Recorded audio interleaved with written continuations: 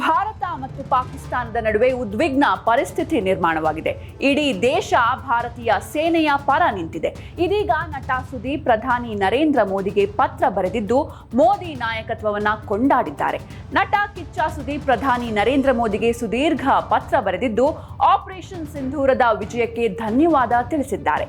ಇದಕ್ಕೂ ಮೊದಲು ಸುದೀಪ್ ಪಹಲ್ಗಾಮ್ ದಾಳಿಯನ್ನ ತೀವ್ರವಾಗಿ ಖಂಡಿಸಿದ್ರು.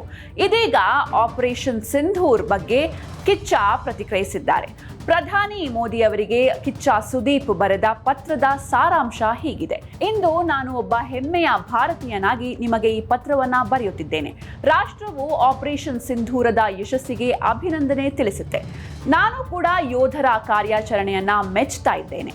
ಅದು ಕೇವಲ ಪ್ರತಿಕ್ರಿಯೆಯಾಗಿರಲಿಲ್ಲ, ಇದೊಂದು ಎಚ್ಚರಿಕೆಯಾಗಿತ್ತು. ಭಾರತವು ಹಿಂದೆ ಸರಿಯದು, ಭಾರತವು ಮರೆಯದು, ಭಾರತವು ಯಾವಾಗಲೂ ಎದ್ದೇಳುತ್ತೆ ಎಂಬ ಧೈರ್ಯಶಾಲಿ ಸಂದೇಶವನ್ನ ವಿಶ್ವಕ್ಕೆ ತಿಳಿಸಿದೆ.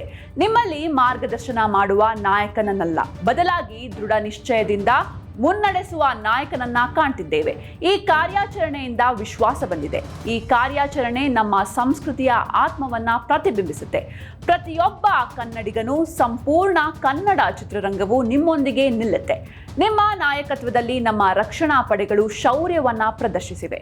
ಅವರ ಯಶಸ್ಸು ನಮಗೆ ಹೆಮ್ಮೆ. ನಾವೆಲ್ಲರೂ ಒಂದೇ, ನಮ್ಮದು ಒಂದೇ ಧ್ವನಿ, ಒಂದೇ ರಾಷ್ಟ್ರವಾಗಿ ಒಗ್ಗಟ್ಟಾಗಿ ನಿಲ್ತೇವೆ ಎಂದು ಪತ್ರ ಬರೆದಿದ್ದಾರೆ.